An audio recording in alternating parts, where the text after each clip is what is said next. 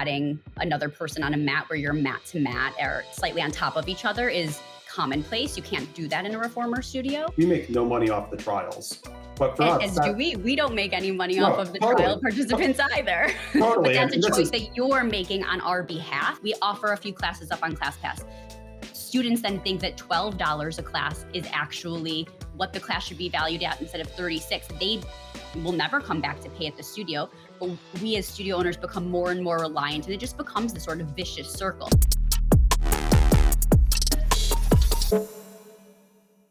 Welcome to this week's episode of Lifts. And today we've got two co-hosts. I'm joined with Jack Thomas all the way from Bangkok and Mo Iqbal from, I don't know where. Where are you today? Are you back home or you I'm back home. I'm in Arlington, Virginia, back home. But we do have a special episode of Lifts today. And Matt, as you mentioned, really privileged to be doing this in partnership with the Fit Guide podcast and also talking about what has been, I think, an often talked about topic. It kind of ebbs and flows, at times controversial topic, which is ClassPass. And ClassPass has been through many iterations, and over the past decade, ClassPass has been celebrated in a lot of cases as a powerful customer acquisition tool. It has also been criticized as a race to the bottom, but ultimately it's been adopted by some of the biggest names in the industry, including brands like SoulCycle, which initially were actually not supportive of ClassPass. As Matt, as you know, I started working with SoulCycle all the way back in 2015. And at the time, as we were working through strategy and digital, we never even considered ClassPass to be something that we would ever consider implementing, but here we are. And I think, love it or hate it, ClassPass has truly reshaped how consumers discover, book, and experience boutique fitness. And now, under MindBody, recently rebranded as Playlist, its influence has only continued to grow. And I'll also add, just for the audience, I am also the Chief Strategy Officer at ABC Fitness. And in that, we are actively working on a ClassPass partnership as well. So I just want to put that out there for this group and for the audience. The reality, as at least I've seen it, is that ClassPass is just really one factor in what is a much larger story. Boutiques, truthfully, have faced headwinds, largely leading from shifting consumer preferences. We saw the pandemic pull forward a lot of the changes in preferences. Some of the ones that I'm calling attention to are the decline of HIIT that we've seen and the decline of cycling. These are some of the obvious ones, the rise of Pilates, the rise of strength training. At the same time, you're dealing with rises in rents and wages and insurance costs and all the non-tangibles that might always not be obvious. And candidly, I have the privilege of speaking to a lot of small business owners, and running a small business has never been easy. The question has really been is, what role have aggregators contributed to in either playing or hurting the journey? And in that, we can include aggregators such as WellPass and WellHub and ClassPass. So this is a topic that we could talk about for hours. We've only got about 40 minutes here. But to unpack this, we brought together a powerhouse. It's the first time we've had as many guests on Lifts in our history. And we're excited to have you all on. But kicking things off with Jack Thomas, who's a co-founder of the Fit Guide and also co-hosting this podcast. He's also the founder of Base in Bangkok, host of Fitness Business Asia, and also 5-Star Fitness. He brings a global view of what's happening inside studios and across markets worldwide. And if you don't follow him, I encourage you to follow him and take a look at his research reports. And we've covered Jack as a guest on this podcast many times. Next, we have Hirsch, who is the managing partner at Wellness Growth Ventures and host of the 2% Club. Rachel sits at the intersection of capital and culture and is investing in wellness brands and advising founders on how to scale and survive in a very competitive landscape. And finally, Jeff Bladt. I've met many people at MindBody, ClassPass, Playlist over the years, but Jeff, you and I have not had the pleasure of making our acquaintance. Playlist is the combined platform of MindBody and ClassPass. And Jeff, you've been there and been central to shaping how ClassPass operates, from pricing models to marketplace dynamics. So we're excited to get your perspective on how aggregators are evolving. Today, we're going to explore the positives, the negatives, and more importantly, how boutique owners can make smart choices in a world where aggregators are really becoming the norm and not the exception. With that, Jack, I will pass it off to you. Yeah, well, we've been talking about this topic, Mo, privately, and I've done some LinkedIn posts about it, and it's really sparked some very interesting conversation. People definitely feel very passionate about it. I mean, ClassPass has been around for a long time, I think probably over a decade, and it's been through a few evolutions in that time. I know Matthew, before we went live, said he wanted to kind of dig into that a little bit more, kind of its journey and how it's become what it has today. You know, it has a big influence on boutique fitness for sure. They now go into other areas. They have a new partnership with WeWork. They do work with big box gyms as well. So I think it's something that really can't be ignored. I think it's an incredibly important conversation to have. And I think every single, especially boutique fitness studio, and it really needs to understand exactly how ClassPass works, how can make the most of it, and hopefully use it to its advantage rather than have it negatively affect the business. Unfortunately, it does seem like there's a lot of people at the moment that really feel like it's not a positive influence on the market. So yeah, really important topic, really excited to dig into it. I feel as I'm a little bit of an outsider. I don't own a software company and I don't run a studio, but I am aware of the brand ClassPass. I think we've had people from ClassPass on over the years. And probably first question to you, Jeff, which just to provide a little context for people that are not superly in touch with the business, is tell us a little bit about when ClassPass started. What was the real problem that they aimed to solve then, and how would you probably describe the evolution as to where they are today? Sure, and thanks for having me on. So, ClassPass started, I think, under like a classtivity name 10 years ago in New York City, and sort of Pyle Kadacki founded the company on the basic insight that it was really hard, especially 10 years ago, to discover a place to work out at a time that was convenient. She was working in Manhattan, tons of studios, probably the densest studio footprint in the United States, and she still struggled to find what she wanted when she wanted. And she thought there must be sort of a platform that could help with this. Or her initial sort of insight was that discovery was hard and you could work with studios, and she thought they would be a great lead generation for those studio partners. So started in Manhattan, and what she discovered is people would sign up and then you could go to one visit to all these studios at a negotiated rate, and then she thought she'd be able to pass them off as leads and that would be the business. But that last part never really took off in that first. She saw that users really liked the variety, and they really liked making it easier to discover things, and that was really motivating. But they weren't sticky after that. They were sort of a different type of user. And sort of during this early part of ClassPass, they sort of iterated on how the users engaged, and they hit upon then the unlimited model. I think it was $99, and you could go to all the classes you want. It was sort of a magic product. It sold itself. And the product really took off at this one. Sort of that initial sort of, go to one studio, try them all. That thing had very low user adoption and sent very little sort of booking behavior to our studio partners. But the unlimited model sort of marketed itself. And, truth be told, when you're selling dollars for pennies, that's a really easy business model. You don't have to do a lot of marketing. It's magic. And that was the business model for maybe only 2 years. I think a lot of people think it lasted much longer, sort of was what, brought us into the ecosystem. And I joined sort of right at the tail end of that 8 years ago to ClassPass, so 2017, 2018. And at that moment, internally, we knew it was just a flawed business model. It didn't work for our studio partners. At that point, I think it would be fair to characterize ClassPass with its unlimited model as being directly competitive. We were putting pricing pressure in the market. We were competing directly on price. We were forcing studios potentially to lower their prices because you have this $99 price point that we're out there banging the drum on.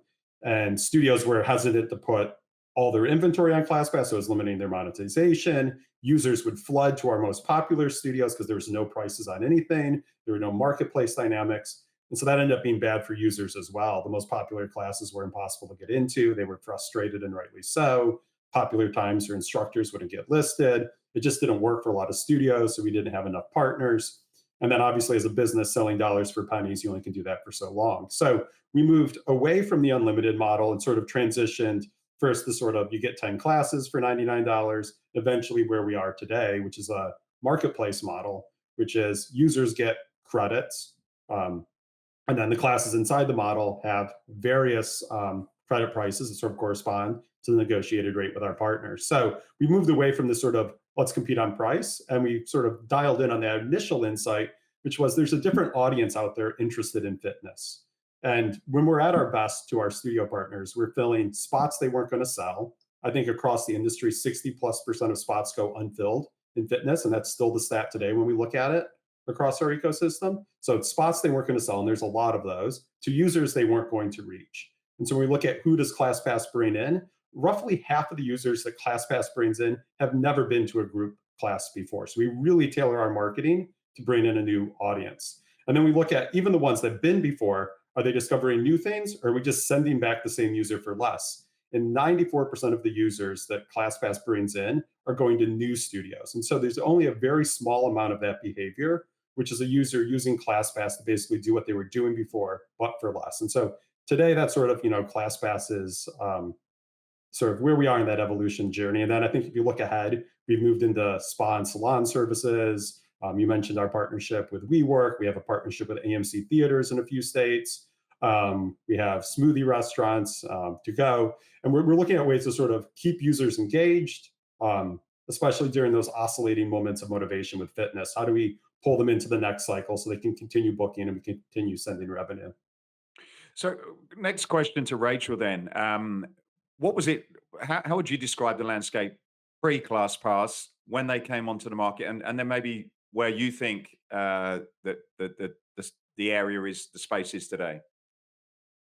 Well, transparently, I'm not old enough to really tell you much before, but I will tell you that I was a consumer when ClassPass came onto the market, and that $99 in Manhattan was the best thing that ever happened to me as a consumer, for so many reasons. Where I see it now is really, I guess, where I'll tell you my perspective, because I think that's where I can contribute the most. ClassPass is a two-sided marketplace that has helped the fitness space and the wellness space broadly grow, undoubtedly. I am a proponent of ClassPass, albeit my LinkedIn post may say something slightly different. Overall, I think ClassPass has a brilliant effect on the overall ecosystem. I think that it has pivoted and adjusted in a variety of ways, which have in turn negatively impacted certain players in the market.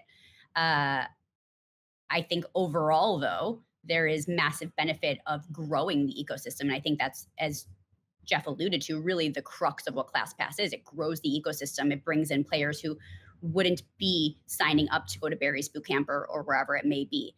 I guess the more pointed piece of my opinion and my data is really just a two-sided marketplace needs to be supportive of both sides of said ecosystem. And there are times, not at all times, that there are regulations in place which prevent those benefits to both sides. Interesting, Rachel. Good to hear your thoughts. Am I correct in saying that you have a yoga studio in LA? Is that right? On top of being the managing partner of Wellness Growth Ventures, I also co-own 2 yoga studios in Los Angeles. Okay, cool. So can you tell us a bit more about your relationship with ClassPass now through that yoga studio? How, from a studio perspective, do you feel like ClassPass serves you? And overall, I guess, would you say it's a net positive or a net negative? My relationship with ClassPass from a B2B side began when I spent time at Exponential Fitness. And I have dealt with various partners from that side beginning then. There are points in time, like I said, where I think that's incredibly advantageous. A yoga studio is vastly different than a reformer studio. I always say there's always room in yoga. And so adding another person on a mat where you're mat to mat or slightly on top of each other is commonplace. You can't do that in a reformer studio. So my perspective is even more niche.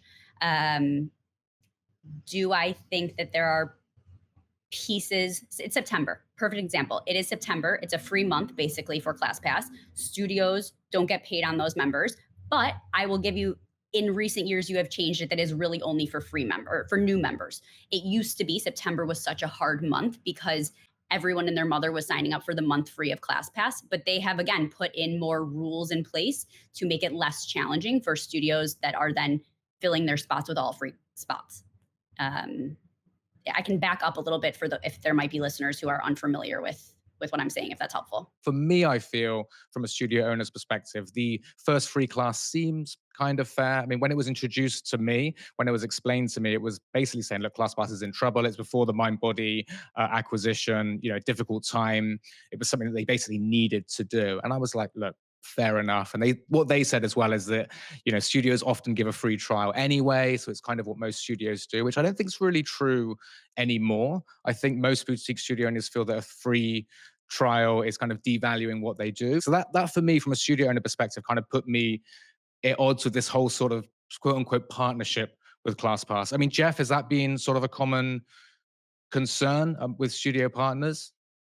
Yeah, I can maybe talk through the program here, and then happy to field any specific questions. So I think you have the timing roughly correct. During the pandemic, sort of coming off of that deep trough, we pivot our business to really focus on how do we bring new people in and bring people back to studio fitness.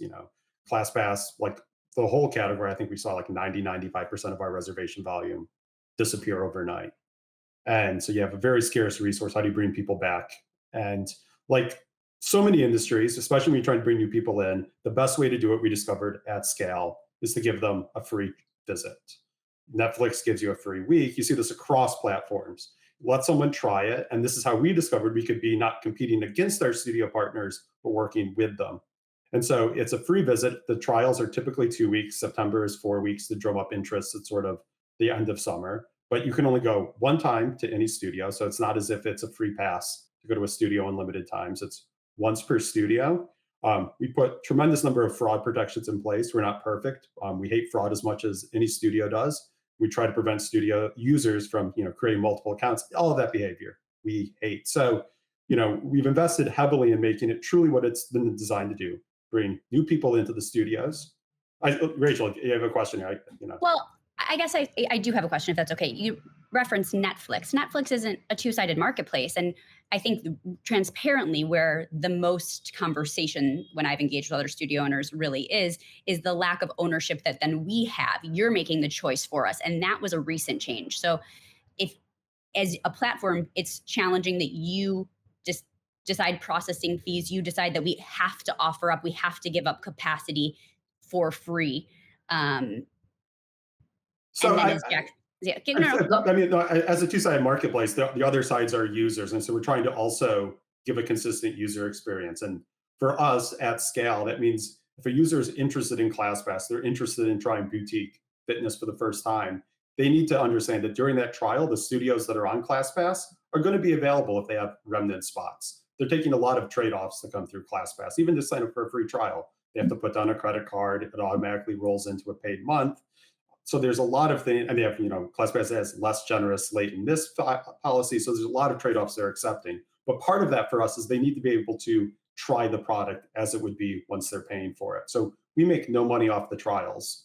But for us, as do we don't make any money off of the trial participants either. Totally. But that's a choice that you're making on our behalf. Correct. And that is not common with two-sided marketplaces. Yes, it's common for a Netflix or whomever, but again, you are taking away the ownership. And that was a change. And I think that's just the piece, that it was a change that you all made in your rules and regulations, really without any sort of advisory board or common conversation with us as the boutique studio owner. So even Lululemon, they have an ambassador management team where we have conversations with them all the time about how they can engage with us and how we can better engage with them. That is really the crux of sort of my kerfuffle with you all right now, that I think a much more open conversation can be had so that it can be truly beneficial for everyone at hand.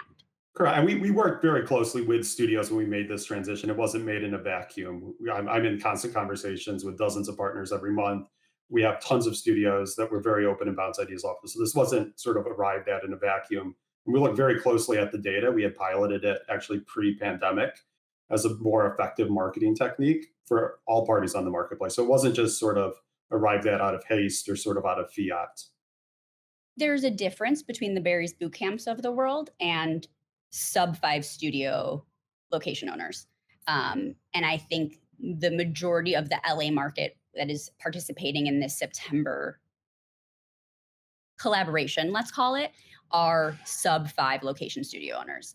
And I think that's and primarily women. And I mean, even if we look at the demographics of this podcast, these are different types of conversations being had in rooms where we're, whether intentionally or not, excluded from. I just want to provide a bit more context here on everything we're talking about. This is great discussion.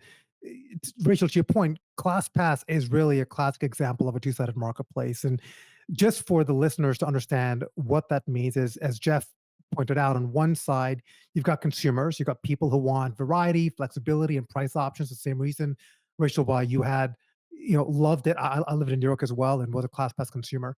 On the other side, you've got boutique studios, businesses that want visibility, new clients, and incremental revenue, right? To Jeff pointed out, filling up the unused capacity. The interesting thing here, though, is that we're talking like this is a unique problem to fitness. And reality is that it's not unique to fitness. We've seen the same dynamic played in other industries. And I want to talk through that. As an example, I just have some notes that I pulled up here. In travel, you've got online agencies like Expedia and Booking.com.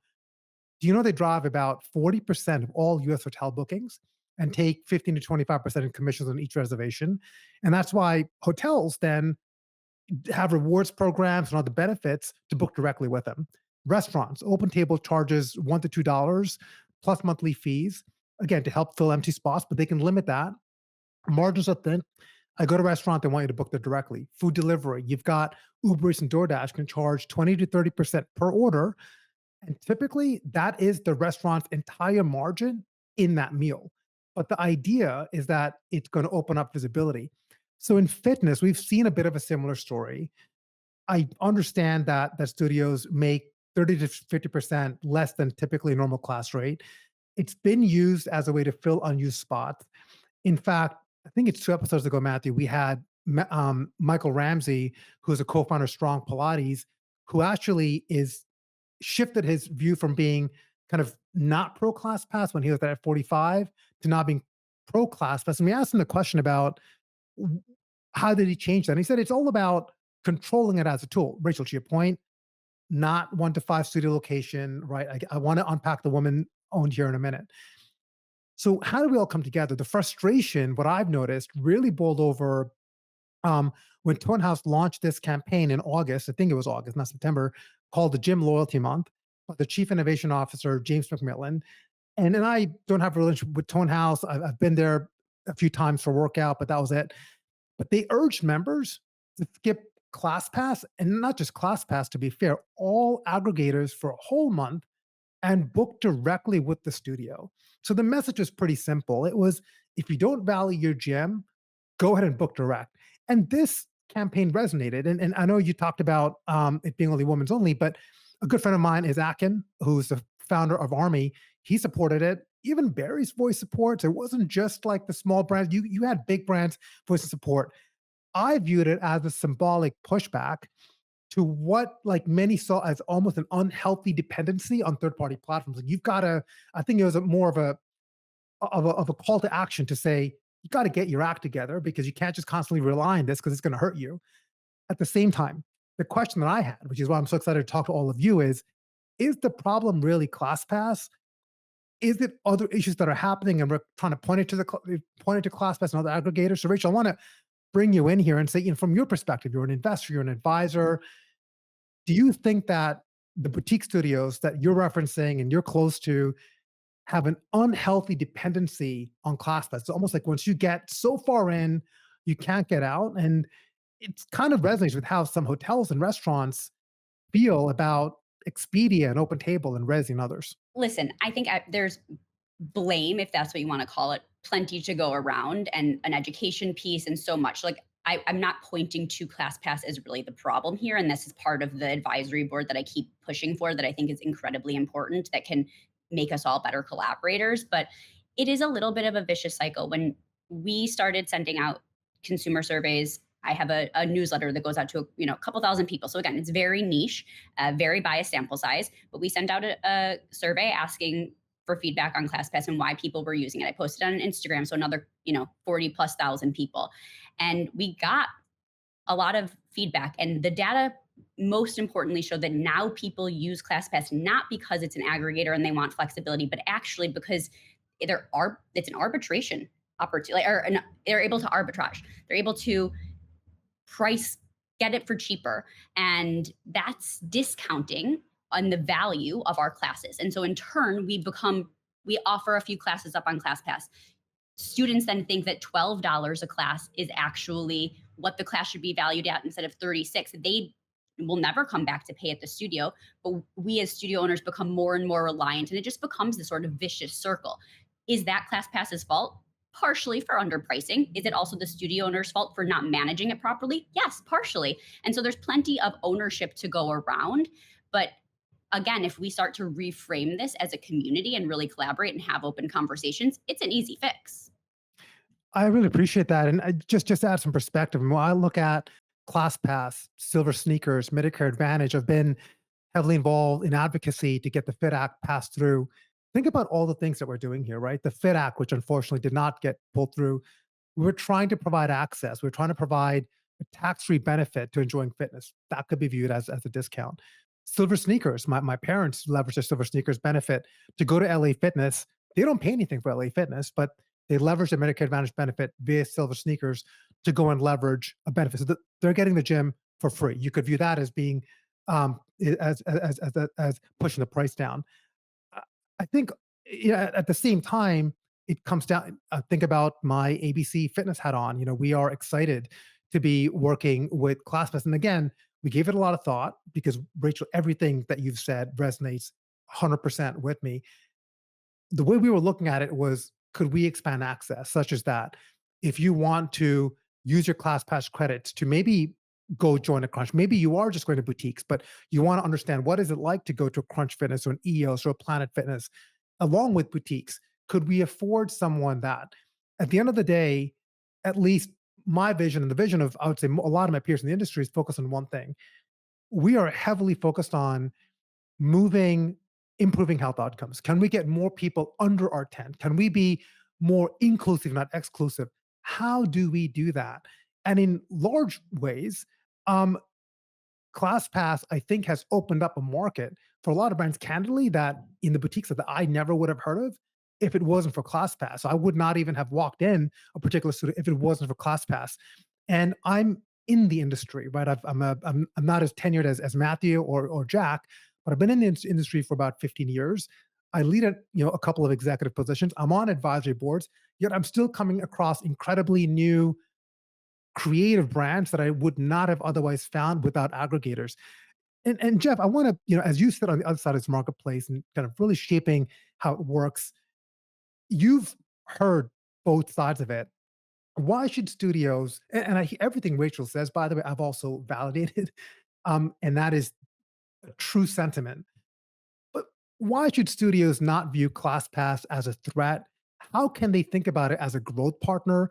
And I think the thing that I always think about is you don't want to get too dependent on it, but it's so hard, right? Once a consumer gets conditioned, the studio gets conditioned. You're looking at 5 empty beds in a Pilates studio. Well, I could fill that up with ClassPass. What do you think ClassPass should do more to helping govern utilization and usage? And honestly, almost like turning it off to say, hey, you know what? At this point, you are over leveraging the benefit. We're going to pull it back. I want to maybe back up a little bit. You sort of were comparing ClassPass to the travel aggregators, and you have delivery aggregation, the booking platforms for restaurants. And I think there's something that's sort of different about ClassPass. And sort of the frame with the travel has always been that the travel aggregators are in direct competition with Booking Direct, and they're in price competition with Booking Direct. And that's not something that ClassPass is designed to do. ClassPass isn't trying to front run the direct demand and send you the same person but for less. So the misconception is ClassPass is sending would-be full paid riders or attendees for less money. ClassPass is taking empty spots and filling up with someone new for some revenue. Now it's less. That's how we built a new audience, but there's not this direct competition. We've done a lot to protect direct pricing power. We put things in credits to allow studios not to have to do this pricing comparison. We don't take out billboards across the street from studios saying go for less. We don't market on those terms at all. We market on variety and bringing new people in. So there's a little bit different there. And I think the broad thing I want... Just real quick, just to be fair though, consumers are doing the calculation in their head. Consumers are doing that math. They all are. I've spoken. It's price discrimination, sure. But studios don't get to decide therefore you do your own math based on our 10 packs. So like that is an important indicator. Sure, but we're not trying to direct price compete. We're doing as much as we can, and it shows up in the data. So one of the great things that happened when MindBody and ClassPass came together is we could actually look at a decade of data across thousands of shared businesses that were on ClassPass and left, that were on MindBody, then joined ClassPass, every permutation you can imagine across the United States and in a lot of other countries as well. So huge, robust data set going back years and years and years, pre-pandemic, post-pandemic. It allowed us to ask a lot of these questions, how incremental is that ClassPass revenue? And the typical studio that we can look at in the MindBody data, and we've done ad hoc looks at studios not using MindBody, and we think it's representative, is that they see a 29% increase in all-up revenue after joining ClassPass. And so that is additional revenue that they can use to make their studio better. And then we can look and say, are these studios doing better off ClassPass with their non-ClassPass revenue? So after you join ClassPass, what happens to your direct business? Are we cannibalizing users and it grows because we're sending you more people but for less? We don't see that. The number of users that start on a direct relationship and move to ClassPass is de minimis. And for every user that we find that fits that pattern, we find 2 that start on ClassPass and book direct. But both of that is a small part of the overall economic relationship. So ClassPass is almost never taking someone who's going direct and turning them into a discount user. To the extent it happens, there's twice as many that start on ClassPass and fall in love with the brand. But overall, it's a 29% increase in revenue. And then we can look at how those businesses perform. And we look at the businesses on MindBody that were on ClassPass this year and not, and what happened in Q1. And the businesses on ClassPass grew 10% faster in their direct business. And so ClassPass use actually helps a business be better. Now, why do we think that happens? It gives them more money to invest. It allows them to support more class times, which benefits the whole community, not just ClassPass users. And it gives them great word of mouth. When ClassPass users talk about the great workout they just had, they're primarily telling people that don't use ClassPass to book. And so the use of ClassPass doesn't just send incremental revenue from the ClassPass subscription. Time and time again in the data when we look, it actually makes the businesses stronger in their own direct business. And that's what we want. We want strong partners. We want growing businesses. Those are our best partners. I'm with you because, and I will back you 10 out of 10 times, given during COVID, you guys gave those incredible, I'll call them grant/loans to a lot of businesses in the LA region, at least I can vouch for. So again, like super here for what you're saying. We're not on MindBody and I'm a yoga studio in LA. So I am probably the end of one very specific spectrum and not indicative of states or globally in its entirety. So I totally appreciate that I come from a niche bias perspective. But I will tell you 2 anecdotes that from the data set that I have, which again, vastly smaller and more niche.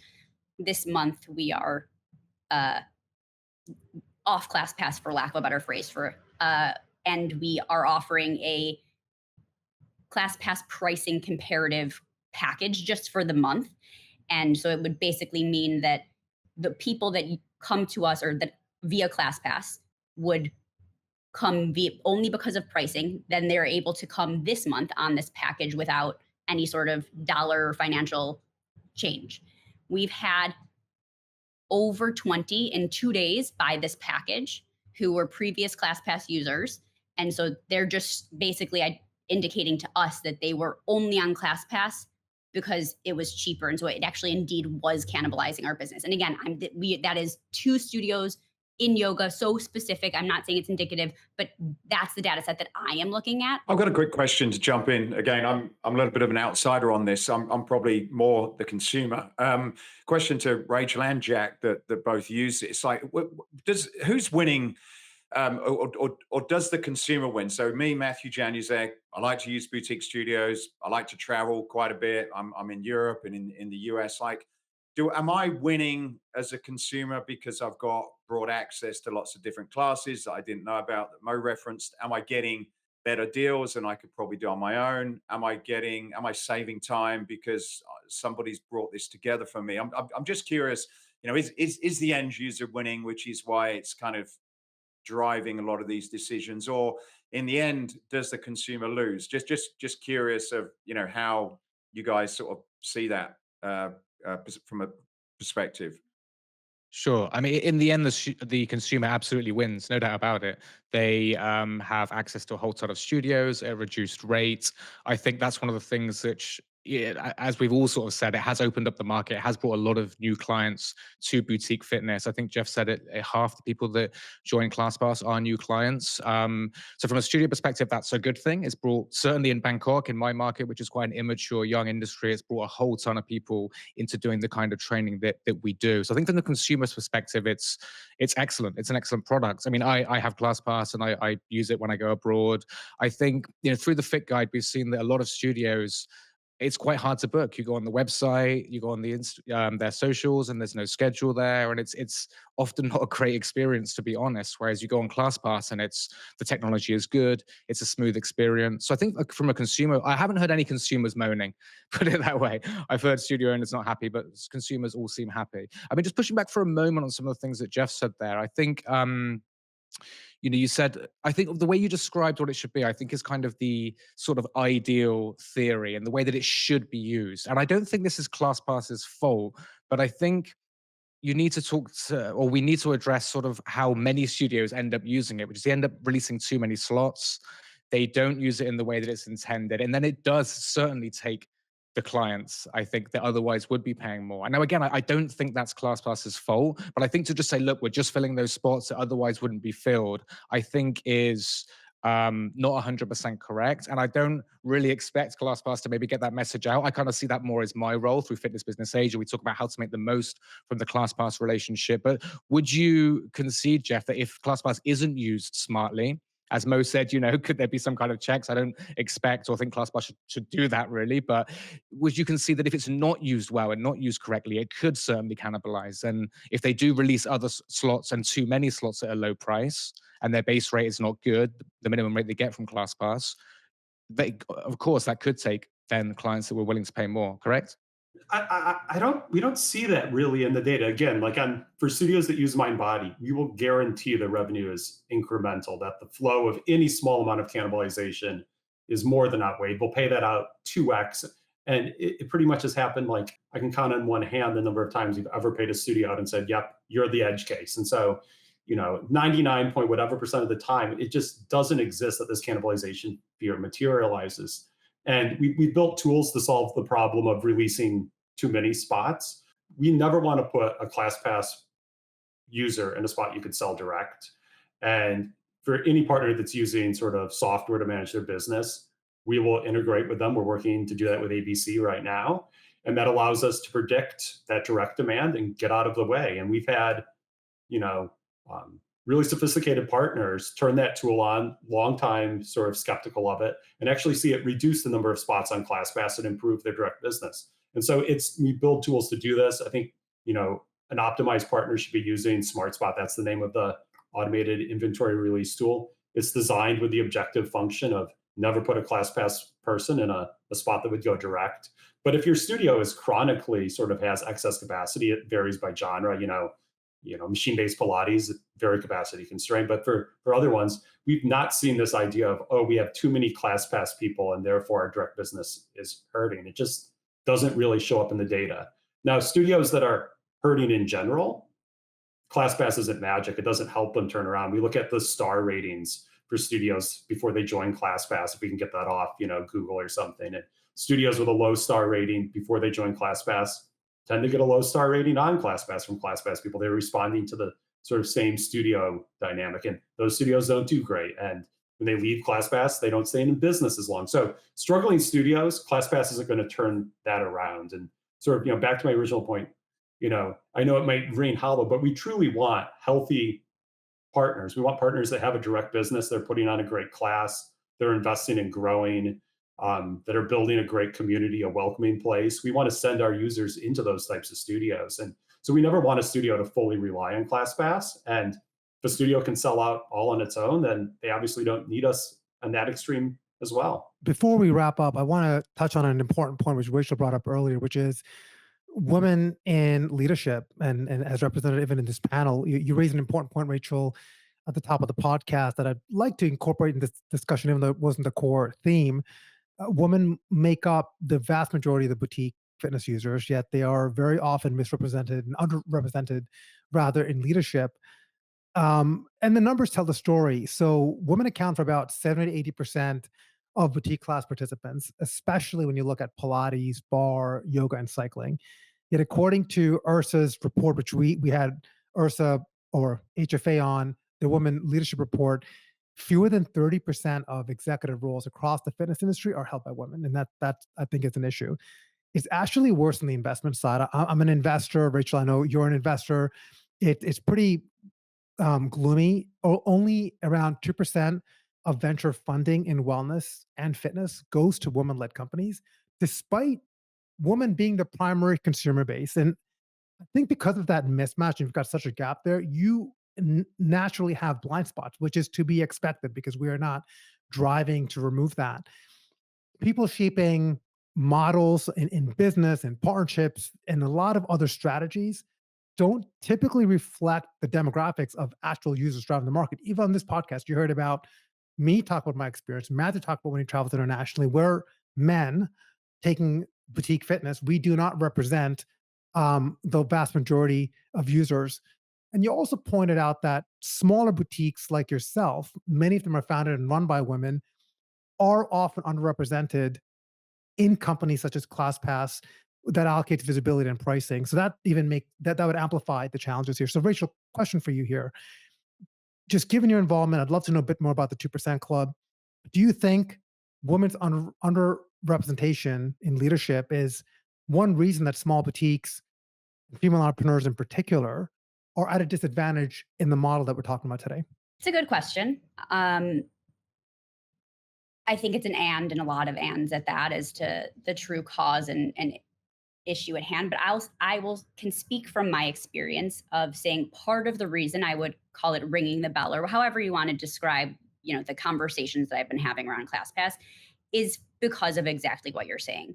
I want us to be at the table. I want to find a way that it really makes sense, that it can be collaborative, that it can be supportive, because so many of these small businesses are run by young single moms or whomever it may be. Like, let's build them up and give them the chance. And maybe they need more tools than others, but let's give them that opportunity.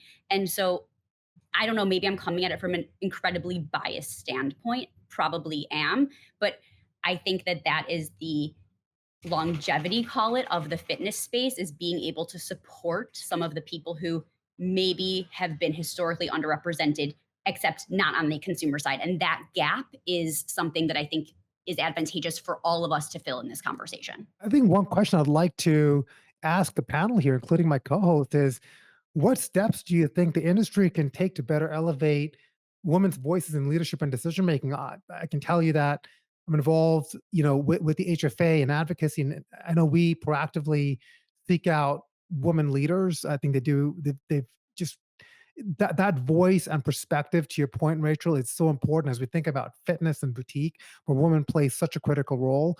But Jeff, would love to hand off to you. I know of many women leaders at Playlist, but what do you think we could do as an industry to better elevate women's voices in leadership? Oh boy, great question. I mean, I think ClassPass was maybe privileged that we had a female founder, and so she was very attuned to sort of this from a very early age. So I joined a company, and when I joined, I think the leadership team was roughly half women, and it's remained half women, even with people turnover over the 8 years.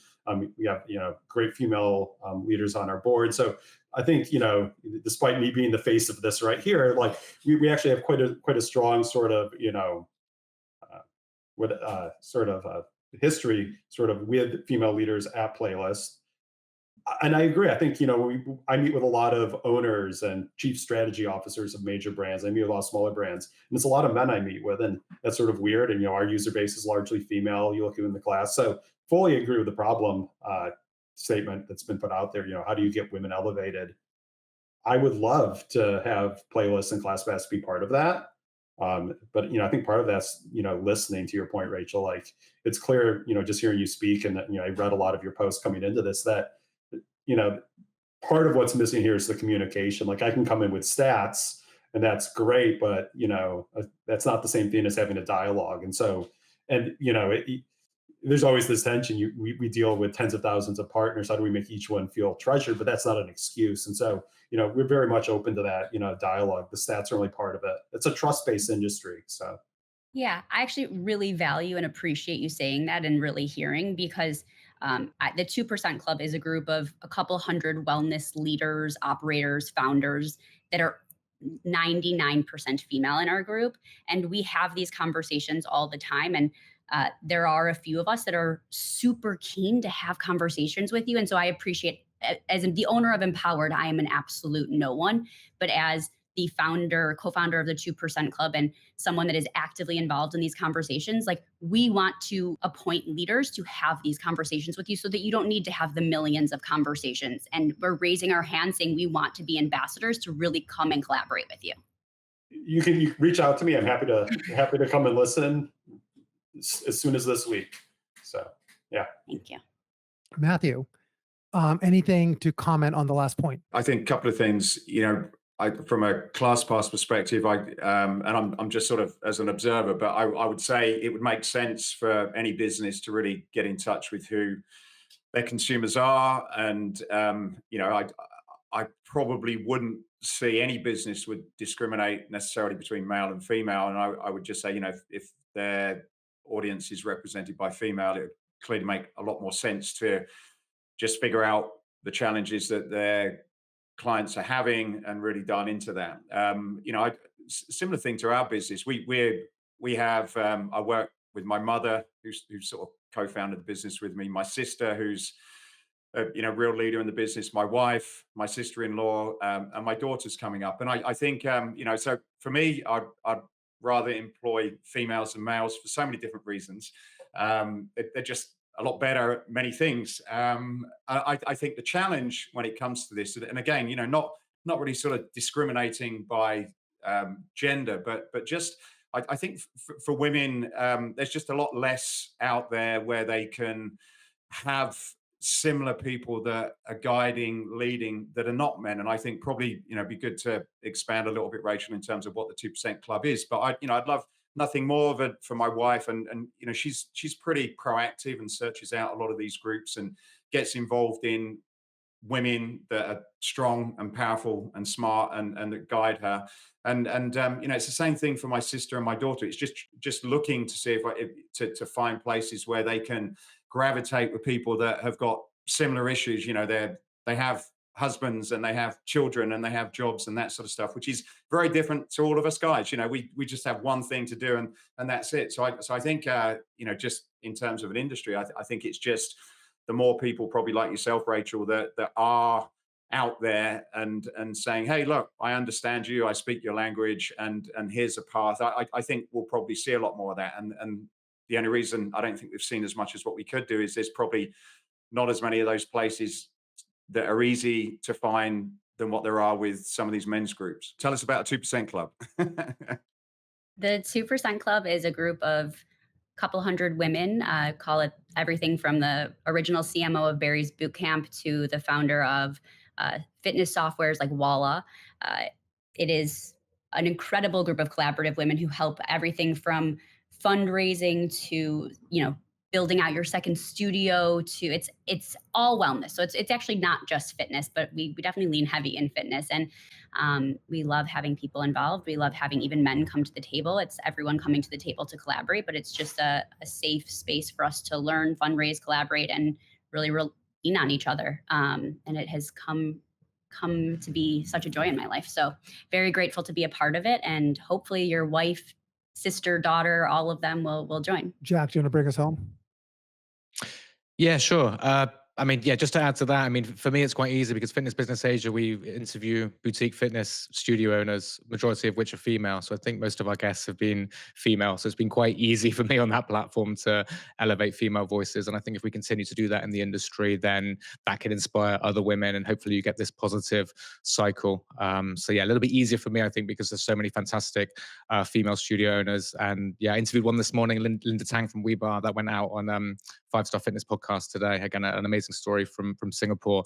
I guess, final thoughts. Should we do that, boys, to wrap things up? One of the things that we love to do on Lifts, I know Rachel and Jeff, you're new to the podcast. If you'd love to wrap up with our final thoughts of the episode.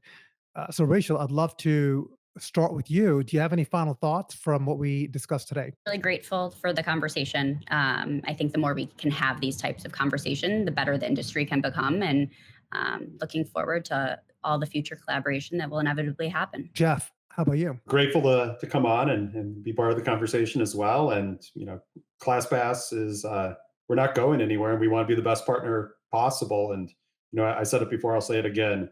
Strong, successful businesses with their own clientele are our favorite partners, not because we want to grow against them, we want to grow with them. And so, happy to keep that conversation going, and really excited to see what happens next. Anything new that you picked up from the podcast this evening, your time? Yeah, I think in terms of final thoughts, as Jess said, ClassPass aren't going anywhere. And I think that's a really important thing for studio owners to recognize. So that means we need to really make the most out of the platform. And I think the best way to do that is double down on creating an incredible experience. What we've seen at the Fit Guide is we too often miss basic service standards that are very commonly done at the world's best hotels, the world's best restaurants. We're not doing them. And then some of these same studios, of course, are going to be complaining about ClassPass. People are going there instead. ClassPass isn't going anywhere. So create the best experience you possibly can, the best business you can, the best community you can. Treat, I would say, ClassPass clients when they come through the door exactly the same as your normal clients. Give them that same great experience, but have some other things such as community events, maybe some other little extras that your members get that ClassPass members don't. Don't release all of your slots onto ClassPass. So definitely have a few peak slots that you can keep off the platform just for your members, I think is crucial. Use ClassPass in the way it was intended. And if you do all these things, you don't need ClassPass. And then you can use ClassPass really in the way that I think it should be used and that Jeff has said that it's been designed to be used. I think if you don't do that, despite what Jeff is saying, I think some clubs do get into a trap where all of their slots are on ClassPass. They're losing their members. And I think that's something that studios need to really make sure doesn't happen to them. Final thought from me is I think a lot of things were left unsaid today. I think this is very surface level, but very, very important. I'll be digging into this a lot deeper in terms of what studios can do, really a step-by-step to make the most out of the platform.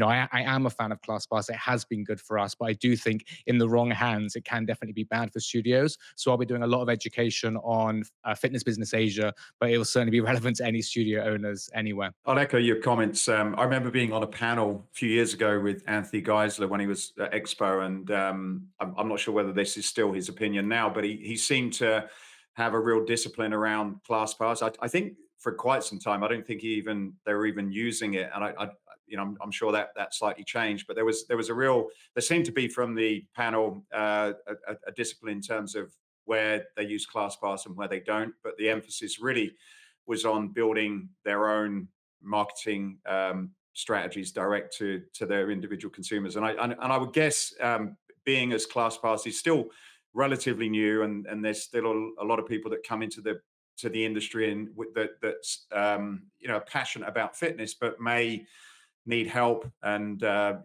may need to be part of these groups that both of you are involved in, where there's education around how to reduce the risk within your business. I think it's the same in any business where once you have a particular client that represents too large a percentage, there's a risk there, and so it's sort of managing that risk accordingly. And I think the other thing is, as Jack said, and it was quite the focus of the conversation last week with Michael Ramsey from Strong Pilates is really just putting a lot of emphasis onto the quality of the product, and obviously that does take time. But if you've really got an exceptional product that's better than everything else out there, whether it's the whole experience, the people that greet the consumers, just really focusing on that, then I think naturally that will start to raise you from, I think, what's probably a lot of similar people offering a very, very similar product, and the only key differentiation is really separating themselves on price, which probably isn't where a business wants to end up. Mo, final thoughts? As we close, and I'm just listening to all of you, so I've got the benefit of going last. I keep on coming back to moderation, and in fitness, we know that too much of anything isn't good for you. If you overdo HIIT, if you outrun, if you run too much, if you lift heavy, only lift heavy, don't focus on recovery. Too much of anything is just not good for you. But when you work together, so cardio, strength, recovery, stretching, all the things, you tend to make progress. And had the pleasure of working out with Jack and Matthew. We still got to get a workout, and we have not. I mean, it's been a couple of years. We still have not worked out together. I think the same is true for ClassPass. So I think if a studio leans in too heavily, as Jack mentioned, it could be unhealthy, compresses margins, cannibalizes memberships. If the studio ignores it entirely, like what is suggested by Tonehouse, I think they'll frankly miss out on new audiences, new trial funnels, and even missing out on corporate wellness reach if you skip even the Wellhubs of the world. In moderation, again, just like how I treat my fitness, used strategically with the right inventory, with the focus on converting trial users to members, I think ClassPass could be a valuable tool. If it wasn't, I wouldn't be, investing and bringing ABC into it. So to wrap up, the lesson for boutique operators is not to avoid ClassPass at all costs. I think it is to treat it like a supplement, not a substitute. Just like fitness, the right balance makes all the difference. So Matthew, with that, we'll wrap it up. Yeah, thank you very much for Jack. Thanks for putting this together. Jeff and Rachel, thank you very much for your contribution. If you enjoyed this conversation, we've got a Lifts page on LinkedIn. We'd love to hear your thoughts. If you've got any comments for anyone within the panel today, then please share it there, and we'll continue the conversation afterwards. So thanks very much for listening, and I hope you enjoyed this episode.